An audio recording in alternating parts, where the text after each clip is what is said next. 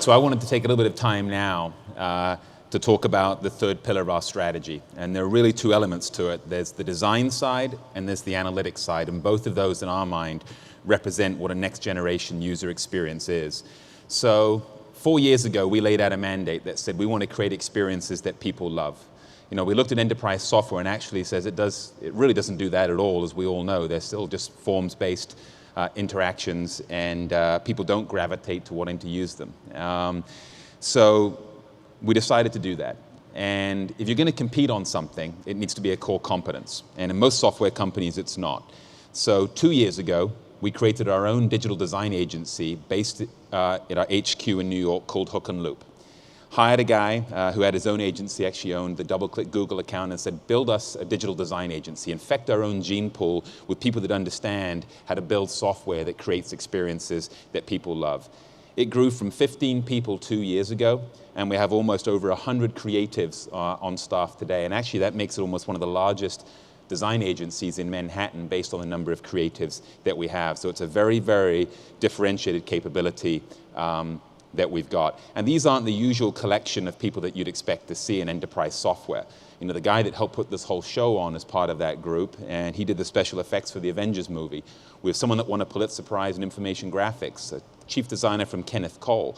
So these aren't the usual people that you see in enterprise software. You know, Mark said to me, Mark Sibeli, our chief creative officer, he said, these people come from a domain where they have to work really hard to engage consumers who don't want to be engaged. You don't want to watch a TV commercial. You don't want to look at a poster in a bus shelter. So they have to work hard to engage you and then move into a relationship, a dialogue around that brand. In enterprise software, it's the opposite. We mandate that employees have to use these processes in these forms exactly the way they are. You don't have to work hard to engage them at all.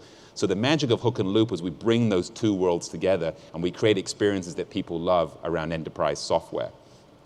This is a kind of a usability, Maslow's hierarchy of need usability pyramid that we introduced at the last Inforum. And it's you know, at the bottom you have the things that are what we would call hygiene functions, right? Software has to be functional, reliable, usable, and convenient. Okay, and while it's hygiene, these are all incredibly important things, because without that, you wouldn't want to use the software.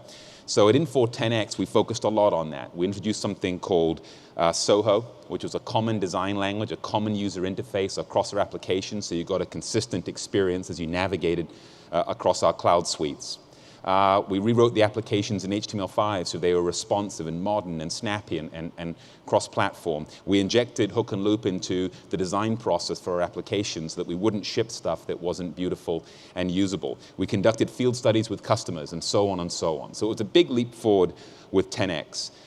The mission we've undertaken with XI is now to attack the entire pyramid, right?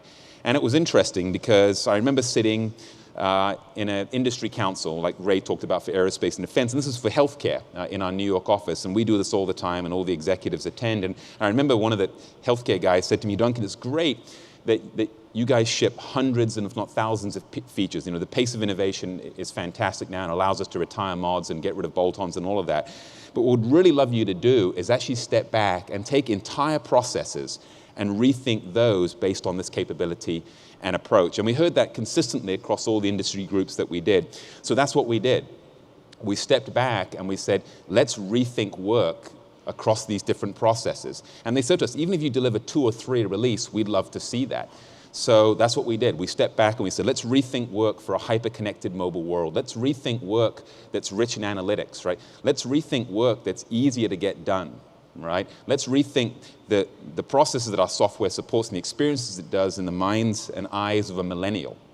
And the biggest challenge we actually had as we thought about how we simplify work was we had to end the tyranny of the super user. And I think most of you will understand what I'm talking about. Now, this doesn't mean that we're going to take away the process flows and the screens the super user does, but we need to augment them with something that's simpler and more refined for the new world. That's basically what we did. This doesn't mean that we simplify and take functionality away. We're simplifying without compromising the functionality, right? So it's a big, big opportunity. So how do we prioritize the opportunity? What processes do we go after and what work do we rethink? And what we did here was quite interesting. We took our value engineering group that normally sits in consulting. You know, these are the guys that help develop business cases for you and do post-implementation value assessments. And we moved them to the beginning of the software supply chain. And I think we're probably one of the first companies to do this, so that these MBA kind of value engineering, financially savvy guys actually sat with the hook and loop team, our interaction advisor, architects, our designers, and we actually moved it there, and we connected value with design. And you'll see this a lot in Mark's upcoming presentation. And that allowed us to identify where we could attack the opportunity that user experience presented from your income statement and balance sheet back.